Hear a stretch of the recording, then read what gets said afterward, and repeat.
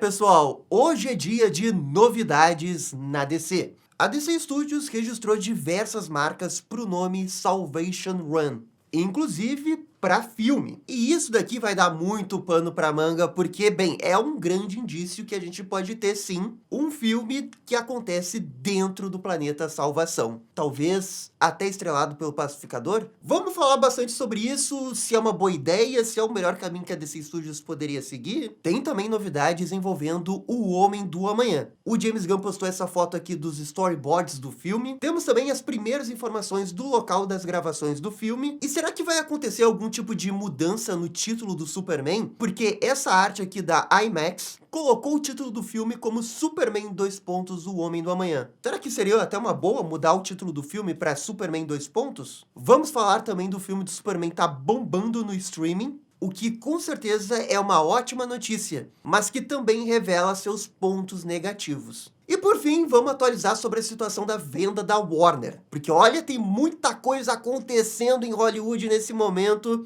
A Warner supostamente recusou a terceira proposta da Paramount. Muito bem, gente, vocês viram, tem muito assunto no vídeo de hoje. Roda a abertura e vamos lá!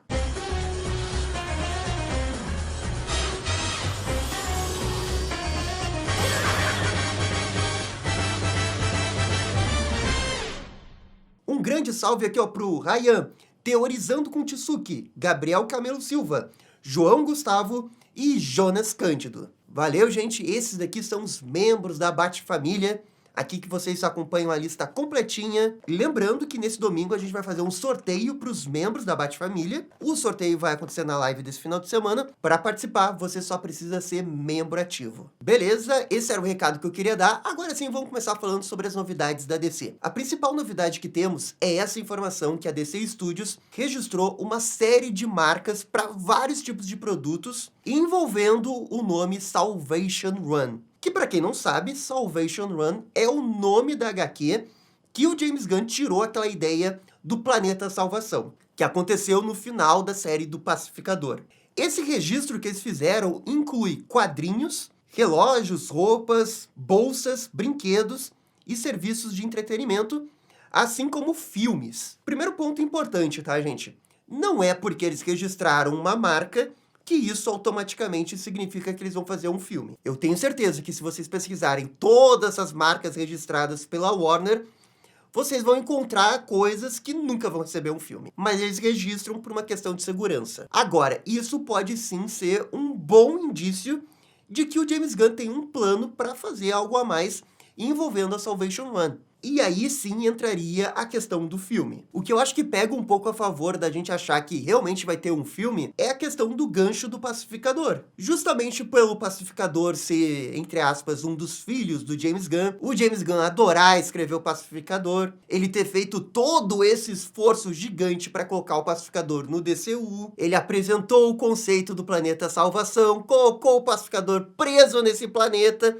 Ele que pegou a ideia aí do Planeta Salvação dos quadrinhos. Na cabeça dele era uma ideia sensacional, né? Tanto é que ele estava super empolgado com isso. E quando a gente para pensar, um planeta que tem, sei lá, supostamente dinossauros ou outras criaturas, com vários vilões da DC tentando sobreviver ali, é uma premissa muito James Gunn. Vai dizer que não. Eu olho pra isso e eu penso que o James Gunn tá louco pra começar a escrever alguma coisa envolvendo isso. Mas claro, ele não pode fazer isso nesse momento porque ele tá envolvido no Superman, o Homem do Amanhã. Mas eu tenho certeza que tem uma parte dele que adoraria estar escrevendo agora, nesse momento, o Pacificador preso no planeta com outros vilões tentando sobreviver. Mas assim, eu sei o que você tá pensando agora. Precisa mesmo um filme com os caras sobrevivendo nesse planeta aí? E você quer a resposta sincera? A resposta sincera é que não. Claro que não precisa. Tudo que envolve a narrativa principal do capítulo 1, com o Superman,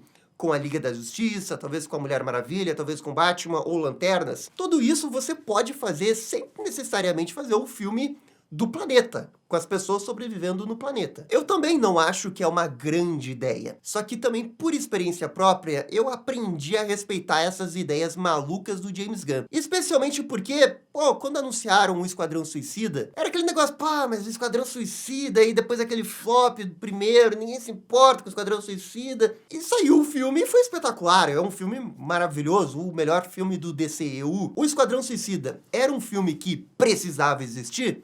Não, não era. Mas era um filme que acabou sendo muito bom. Esse suposto filme aí do Planeta Salvação, eu entendo exatamente da mesma forma. É um filme que precisa ter? Não. Mas é um filme que pode surpreender? Pode. Especialmente nas mãos do James Gunn. Porque essa é aquela zona segura que a gente sabe que ele gosta de trabalhar. Só que aí a gente também vai entrar num outro ponto. O James Gunn, como co-CEO, a figura mais importante do universo da DC, que é o cérebro de todo esse universo, você vai usar o tempo que ele mesmo estava dizendo que tinha pouco para fazer um filme que até pode ser bom, pode ser excelente, mas dentro do macro, no grande escopo do universo da DC, ele é muito pequeno. Você vai fazer com que ele faça esse filme e fique preso nesse filme por 1 ou 2 anos? Esse tipo de coisa que me pega um pouco. Eu não sei quem mais poderia fazer além do James Gunn. Então, nem seria um caso dele delegar essa tarefa para uma outra pessoa. Ah, pega um outro diretor, pega um outro roteirista, porque eu não sei se alguém chegaria nos pés do que o James Gunn faz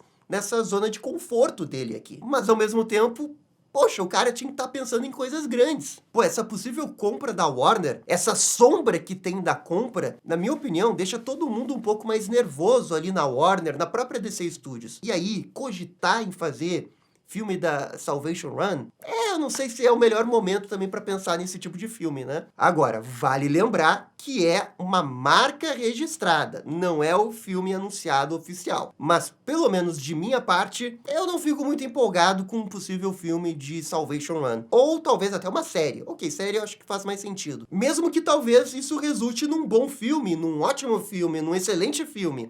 O cinema é imponderável, você nunca sabe se uma história vai ser boa antes de você realmente executar ela. É aquele negócio, né? Nenhuma história não vale a pena ser contada. O que realmente importa é como você conta essa história. Mas dado o contexto atual de DCU, o contexto atual de Warner, os próximos filmes que estão anunciando, o fato do próprio James Gunn reclamar que não tem tempo pra nada, tentar encaixar esse filme, que, na minha opinião, é um filme bem acessório pra grande narrativa, eu acho complicado. Complicado mesmo. E ainda tem um fator que eu não vi muitas pessoas empolgadas com Planeta Salvação. De todas as ideias que ele poderia pegar de HQs da DC, ele tinha que pegar Salvation Run. Sinceramente, não é uma história que brilha os olhos dos fãs da DC. Mas e aí, o que vocês acham? É uma boa um filme da Salvation Run? Comenta aqui embaixo. Beleza, vamos seguir aqui com o próximo assunto, que envolve as novidades do Homem do Amanhã. O James Gunn postou nas redes sociais essa foto aqui com várias páginas com os storyboards do filme. Isso daqui é um ótimo indício que está ocorrendo tudo conforme o planejado. E uma coisa importante, não é porque eles têm os storyboards que o James Gunn não vai mais mexer na história. Tem muitos roteiristas, e até roteiristas de quadrinhos, que eles gostam de mexer na história quando eles estão vendo alguma coisa visual, porque aí ele consegue imaginar melhor o timing das cenas. Claro que isso vai da experiência de cada um, de como cada um executa o seu trabalho, mas eu vi algumas pessoas comemorando que como se o James Gunn tivesse completado o roteiro 100% para eles terem os storyboards. Não é verdade, porque depende de cada caso. O storyboard é uma excelente forma para você começar a visualizar o filme. Isso é uma ótima notícia, eles estão avançando bem, mas eles ainda não saíram da etapa do roteiro. É bem provável que a partir daí, dessa nova leitura com os storyboards, o James Gunn faça um tratamento 4, 5, 6, até ele ficar satisfeito. E também porque a gente está em outubro, né? Eles vão gravar em abril, tem mais 6 meses para conseguir melhorar bastante o roteiro. Assim, o James Gunn não pode reclamar de tempo para trabalhar nesse roteiro. É muito tempo até lá. Tem tempo de sobra, James Gunn, tá? Também saiu essa notícia aqui com algumas informações envolvendo a produção do filme. Primeiro que o título de produção que eles estão dando pro filme é Êxodos, o que vai de acordo com o primeiro, né, que foi Gênesis. Aí o James Gunn tá pegando pedaços do Antigo Testamento para dar nomes provisórios, né, de produção pro seu filme. Ah, Gabriel, mas será que isso quer dizer alguma coisa? Esses nomes, às vezes eles significam alguma coisa, às vezes não significam nada. No caso do Superman 1, era Gênesis. O que fazia sentido, era o primeiro filme live action do DCU. Ah, ok, Gênesis é o início de tudo, ok, fazia sentido. Mas a palavra Gênesis não dava muito spoiler, né, de nada envolvendo a própria trama do filme. Agora, esse Êxodos, se você forçar a querer ver alguma coisa, seria um êxodo de meta-humanos pro planeta salvação? Estão realmente prendendo vários meta-humanos para levar pro planeta salvação? Essa daqui é a única coisa que eu consigo pensar que poderia envolver a palavra Êxodos. Mas olha, de uma forma geral, eu acho que não tem nada a ver. Acho que realmente foi só para continuar essa tradição de ter o nome de um pedaço da Bíblia ali. A matéria também fala que eles estão para gravar o filme realmente em abril, o que a gente já sabia. Agora, o que a gente não sabia era do local de gravação. E a gente tem 2 locais. Primeiro que sim, eles devem voltar para gravar na Geórgia, assim como aconteceu no primeiro filme. E também tem a informação que eles podem gravar o filme nos estúdios Triliff. Isso é uma informação importante, né? Porque praticamente garante que o filme vai ser 100% gravado nos Estados Unidos. Provavelmente eles definiram isso por alguma questão de imposto, ou talvez por data, agenda dos atores. Realmente existem muitos fatores que determinam o local da gravação de um filme. Como eles vão gravar num estúdio, é muito improvável que as coisas desse estúdio vazem. O que a gente deve ter de vazamento do filme do Superman no ano que vem é aquelas gravações externas, né? Na cidade, como a gente teve no primeiro filme. Lembrando que o filme da Supergirl foi gravado num outro estúdio e acabou vazando coisas com o drone. Então, também nada realmente garante que não vaze coisas nos estúdios. E também teve a confirmação da própria IMAX, que o filme do Superman vai ser lançado em IMAX nos cinemas. O filme do Superman também saiu em IMAX e ele fez uma boa bilheteria em IMAX. Seria loucura achar que eles não iriam querer lançar esse filme em IMAX, né? Tá certo. Agora, o que chamou a atenção nessa arte é que eles colocaram o filme como Superman : o Homem do Amanhã, e não apenas Homem do Amanhã. O que fez algumas pessoas especularem que o filme pode mudar de título. E assim, essa não é a primeira vez que a gente vê uma arte da IMAX e eles inventam algumas coisas. Por exemplo, em outros anos teve arte que eles inventaram o logo ali do filme. Então, não é uma fonte confiável essa imagem. Agora, eu acho que sim, cabe toda uma discussão se o título do filme não deveria ser Superman : o Homem do Amanhã, porque é Superman. Lembrando que nos Estados Unidos, né, desde o Cavaleiro das Trevas, acontece de vez em quando sair filmes de super-heróis que não tem o nome do herói ali. Não sei, acho que é porque na cabeça deles, eles acham que o filme vai ser levado mais a sério. Ao invés de ser Batman : Cavaleiro das Trevas, só Dark Knight. O mesmo aconteceu com o Homem de Aço do Snyder. Nesse caso aqui do Homem do Amanhã, faz até mais sentido não ter o Superman, porque o Homem do Amanhã, ao que tudo indica, se refere ao Lex Luthor e não ao Superman. Talvez é por isso que eles não queiram chamar o filme de Superman : o Homem do Amanhã. Agora, é bem provável que fora dos Estados Unidos, o filme se chame Superman : o Homem do Amanhã. Sabe, na tradução, né? O próprio Batman aqui no Brasil, o Cavaleiro das Trevas, é Batman : Cavaleiro das Trevas.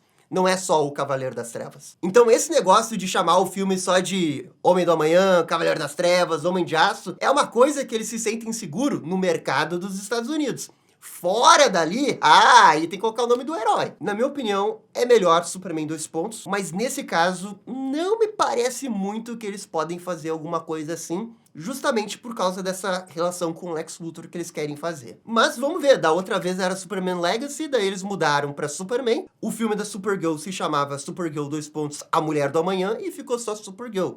Talvez no filme de Superman, né, mais pra frente mude de título. Em termos de marketing, de divulgação, né, que é uma coisa bem importante, eu diria que é melhor ter o Superman ali, né, só para garantir, né, só para garantir. Beleza, vamos seguir aqui com o próximo assunto que envolve o filme do Superman, que tá bombando nos streamings. O filme do Superman é o segundo filme de streaming mais assistido no ano, em todas as plataformas, segundo aqui o gráfico da Nielsen. Em primeiro tem o K-Pop Demon Hunters, né, o filme da Netflix. Em segundo, o filme do Superman. Em terceiro, o Hélio.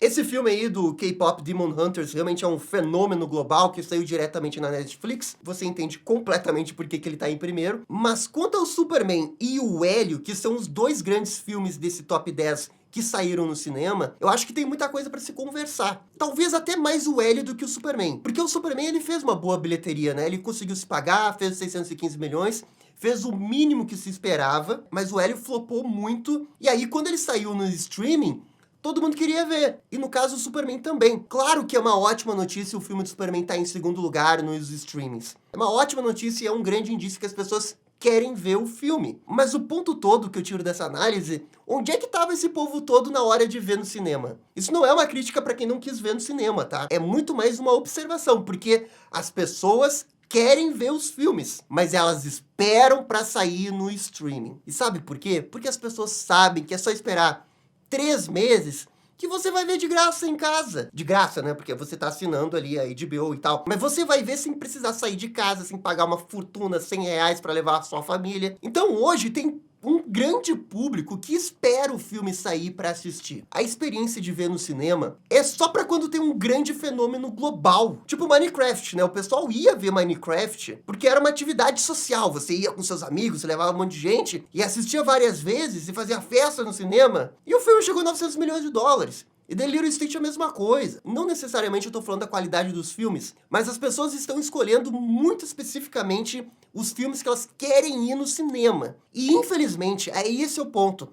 O Superman não conseguiu justificar que essa galera fosse no cinema. Você pode dar 500 justificativas, você pode dizer que o filme é bom, mas infelizmente ele não foi extraordinariamente bom, maravilhosamente bom, para levar esse público casual que precisa ser convencido muito para querer ir no cinema. Porque esse público casual prefere esperar 3 meses para assistir de graça na HBO. Infelizmente, isso acontece não só com o Superman, mas com todos os filmes de super-herói. No caso do Superman, é mais evidente porque ele ficou em top 2, o que mostra que tinha uma grande demanda pelo filme, mas era uma demanda só para ver no streaming, não para ver no cinema. Isso para mim é uma lição para mostrar que os filmes de super-heróis, eles precisam ser mais do que um filme descartável. E o filme de Superman, me desculpa, gente, assim, eu acho um filme bom, mas eu acho que é um filme muito descartável pro público em geral. Não deveria ser, porque é o primeiro filme do DCU, o primeiro filme de um novo universo,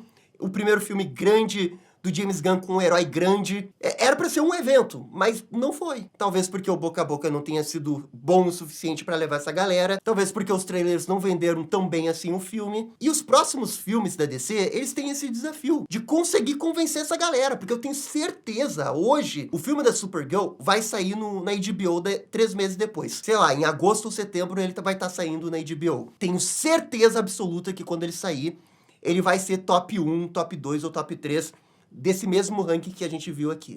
Porque as pessoas querem ver, mas elas não querem ver porque elas não querem ir no cinema. Ou melhor, elas precisam ser convencidas a ir pro cinema. E esse é o desafio. Esse é o maior desafio que esses filmes de blockbusters têm. Não é só super-herói, mas no caso super-herói é mais evidente. Pra mim, o único jeito de você conseguir remediar isso é fazendo o melhor filme possível. O Superman do James Gunn, eu não acho que seja o melhor filme possível. A sua melhor versão. Pra mim, tinha muitas coisas pra melhorar nesse filme. E o público, de alguma forma, sente isso, tanto pela crítica, pela opinião dos youtubers, pelos vídeos que eles acompanham, pela mídia, e esse público daí toma a decisão de esperar pra assistir 3 meses depois. A Supergirl, Cara de Barro, Homem do Amanhã, eles precisam quebrar essa barreira e convencer essa galera aí. Porque senão, os filmes vão ficar sempre nesse 0 a 0. 600 milhões, 500 milhões. Que quer queira você ou não, para esses filmes blockbusters que custam 200 milhões, é importante bilheteria. Para a continuidade desse negócio todo. Para essa roda gigante de Hollywood que consome muito dinheiro, precisa. Não tô falando de $1 bilhão, eu tô falando dos caras que dão dinheiro porque eles esperam um retorno. Ninguém dá 200 milhões assim não esperando um retorno. A Warner ficou contente com $615 milhões do Superman, porque era o primeiro filme, era um filme com muito risco, ele fez o mínimo. Mas pro Homem do Amanhã, a expectativa, eu acho que é outra. A expectativa é do filme crescer. Dá mais lucro. Isso, claro, na cabeça dos executivos lá. Mas, enfim, também é só a minha visão de como que isso tudo funciona. Beleza, gente, vamos no último assunto de hoje, que é a discussão da venda da Warner. Realmente, estão acontecendo altas negociações, e a última informação que surgiu é que a Paramount fez uma terceira proposta, e, de novo, seu Zaslav e companhia recusaram. É evidente aqui que está acontecendo uma espécie de leilão pela Warner, mas tem uma outra coisa importante que a gente tem que discutir sobre tudo isso que está acontecendo. É toda a sequência de notícias que a gente está vendo, porque se você dá uma olhada ali nas ações da Warner, desde que começaram essas especulações, as ações subiram bastante da Warner. O que levou várias pessoas especialistas no assunto a começarem a entender que talvez esteja acontecendo um jogo de relações públicas da própria Warner, para manipular o preço das ações dela para ficar aparecendo para o investidor comum lá dos Estados Unidos para comprar uma ação da Warner, o que vai aumentar o preço da ação. E na hora que eles forem vender, a ação vai estar super valorizada por um valor que não é o real dela. E aí os caras lá da família Ellison vão comprar um negócio super inflacionado. É isso que se está discutindo nesse momento. O quanto que o Zaslav não está jogando muito bem esse jogo. Ninguém está repreendendo dizendo que isso é errado. Ok, pode ser errado, mas faz parte do jogo. Ele está jogando o jogo de um jeito muito inteligente. Porque, de fato, as ações subiram bastante e ele vendendo agora, ele vai ganhar mais do que iria vender 3 meses atrás. E ele ainda está fazendo leilão, recusando as propostas. Eu não tenho dúvida. A Warner, hoje, os acionistas grandes da Warner, eles querem vender. Eles estão loucos para vender, mas eles não vão vender por qualquer preço. Principalmente porque o Zaslav é muito esperto, sabe jogar o jogo das relações. Um mês atrás teve aquela notícia que o Zaslav se reuniu com banqueiros dos Estados Unidos para pressionar eles a comprarem ações da Warner, para inflacionar o preço das ações da Warner. As coisas não estão acontecendo por acaso. Há um grande jogo que, por mais que a gente consiga ver o jogo, ele é muito complexo para a gente entender o todo, mas esse jogo está sendo jogado e o Zaslav, na minha opinião, tá vencendo ele. Porque, olha, eu acho muito difícil essa negociação não sair e com o preço que tá o Warner hoje, ele vai ganhar muito, muito mais. Não penso que o Zaslav tá recusando as ofertas porque ele tá defendendo a história da Warner, porque ele quer que a Warner continue. O Zaslav tá louco para vender, mas ele tá pressionando, ele tá jogando, ele tá indo até onde ele vai. Ele não esticou toda a corda. Vamos ver até onde essa corda vai. E saiu essa reportagem aqui também no New York Times sobre a depressão que se instaurou em Hollywood com a notícia da possível venda da Warner. Porque assim, ó, a gente tá falando que os acionistas querem vender e tudo mais, o resto de Hollywood, produtores, roteiristas, atores, essas pessoas não querem ver a Warner vender. Porque é um grande estúdio, uma grande marca. E é um estúdio que representa a velha Hollywood. Até na própria matéria, eles citam uma declaração que quando você caminha nos estúdios da Warner, que tem a Torre da Água, que tem os estúdios gigantes, as ruas falsas, aquilo dali lembra a velha Hollywood para eles. E é uma coisa que eles não querem abrir mão, porque é uma grande mídia comprando uma empresa de Hollywood. Isso fere muito o ego das pessoas que estão lá. Porque é como se essas empresas tivessem fracassado. Como se elas pedissem socorro, me salve para eu não falir. E isso, obviamente, ninguém gosta para quem está no meio de Hollywood. Ainda tem um fator de diminuição do número de empregos que vai acontecer lá dentro. Porque é uma empresa a menos para fazer projetos. Os roteiristas e produtores até falaram, né, que vão pedir para os seus sindicatos tentar barrar essa compra. E assim, por mais que o sindicato dos roteiristas seja realmente mobilizado lá nos Estados Unidos, a gente já viu o que eles podem fazer no passado, eu acho que nesse ponto, eu acho que eles não podem fazer muita coisa, tá? Se a compra acontecer e eles fecharem um acordo, eu acho muito difícil que um órgão regulatório dos Estados Unidos não autorize a compra. Por isso que realmente tudo aponta que é uma questão de tempo.